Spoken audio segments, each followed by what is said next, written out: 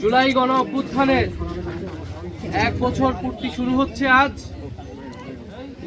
ঠিক 1 বছর আগে এই 1 জুলাই আমরা বৈষম্য বিরোধী ছাত্র আন্দোলনের ব্যানারে আমরা একটি গণতান্ত্রিক আন্দোলন শুরু করেছিলাম, যে আন্দোলনে আবু সাঈদ সহ শরিক হয়েছিল হাজারো লক্ষ তরুণ ছাত্র জনতা।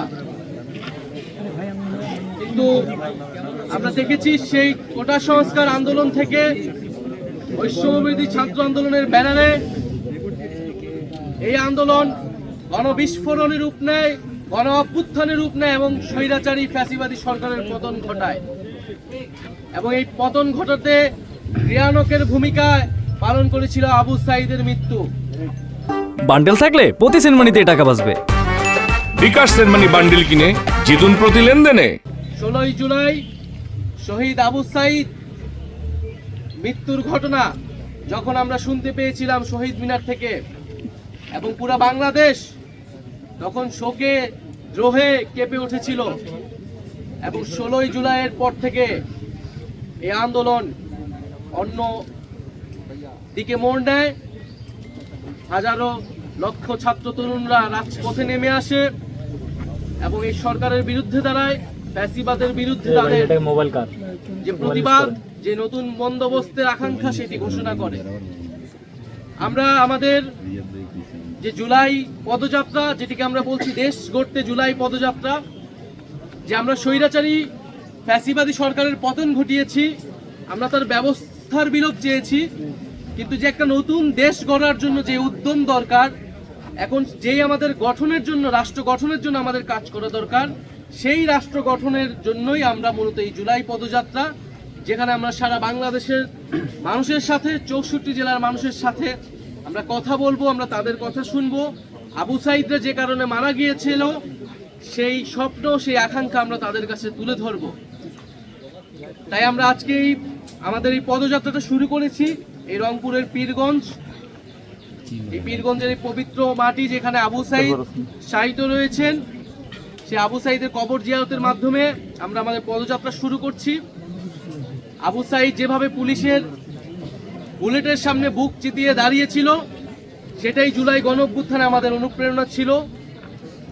এবং আবু সাঈদের মতো অন্য সকল শহীদেরা আমাদের যে লড়াই, ফ্যাসিবাদী ব্যবস্থা বিলোপের বিরুদ্ধে আমাদের যে লড়াই, সেই লড়াইয়ের অনুপ্রেরণা।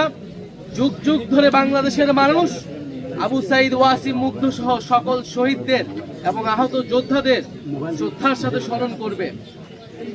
আজকের দিনে আমি জাতীয় নাগরিক পার্টির পক্ষ থেকে এবং গণ অভ্যুত্থানে অংশগ্রহণকারী সকল ছাত্র জনতার পক্ষ থেকে আবু সাঈদ সহ সকল শহীদদের, আহতদের স্মরণ করছি।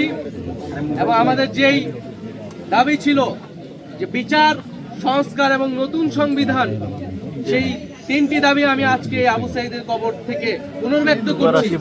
একটি নতুন বাংলাদেশ গড়তে হলে আমাদের অবশ্যই বিচার, সংস্কার এবং গণপরিষদ নির্বাচনের মাধ্যমে নতুন সংবিধানের দিকে যেতে হবে।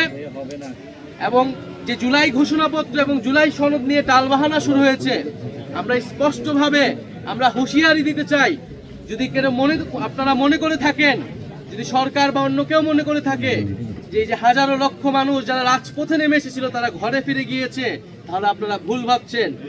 আমরা আবু সাঈদের কবর থেকে ঘোষণা করছি, আমরা বাংলার প্রতিটি পথে প্রান্তরে যাব। আমরা বাংলার ছাত্র জনতা, তরুণ, শ্রমিকদেরকে আবারও রাজপথে নেমে আসতে আহ্বান জানাবো। এবং আমরা 3রা আগস্ট ঢাকায় আসছি, বাংলাদেশের জনগণকে, ছাত্রদেরকে, শ্রমিকদের সাথে নিয়ে আমরা ঢাকায় ঢুকবো এবং আমাদের যে জুলাই ঘোষণাপত্র এবং জুলাই সনদ, সেটি আমরা আদায় করে ছাড়বো ইনশাআল্লাহ। আপনারা যারা সাংবাদিক ভাই বোনেরা রয়েছেন, তাদেরকে আন্তরিক কৃতজ্ঞতা জানাচ্ছি, ধন্যবাদ জানাচ্ছি। এবং আমরা এই পদযাত্রা আপনাদেরকেও সাথে পাবো। আমাদের যে বক্তব্য, সাধারণ মানুষের যে আকাঙ্ক্ষা, সেটি জনগণের কাছে তুলে ধরবেন। আসলে মানুষ কি চায়, এই 1 বছরে মানুষের প্রত্যাশা আসলে কতটুকু পূরণ হয়েছে। এবং আমাদের মধ্যেও আসলে হতাশা রয়েছে, কারণ আমরা এখনো বিচারটা সম্পূর্ণ দেখতে পাইনি। আমাদের যে বৈষম্যহীন বাংলাদেশ, আমাদের যে সংস্কার, সেটিও আমরা আসলে সম্পূর্ণরূপে দেখতে পাইনি। ফলে আমরা মনে করি যে এই যে বলা হচ্ছে যে এইটা সরকার পতনের আন্দোলন ছিল, কেবল আমরা মনে করি এটা কেবল সরকার পতনের আন্দোলন ছিল না। এটি ছিল নতুন বন্দোবস্ত প্রতিষ্ঠার আন্দোলন। একটি দল পরিবর্তন বা ক্ষমতার হস্তান্তরের জন্যই গণ অভ্যুত্থান ঘটেনি। গণ অভ্যুত্থান ঘটেছিল এই যে একটি গণতান্ত্রিক বন্দোবস্ত, সেই বন্দোবস্ত প্রতিষ্ঠার জন্য।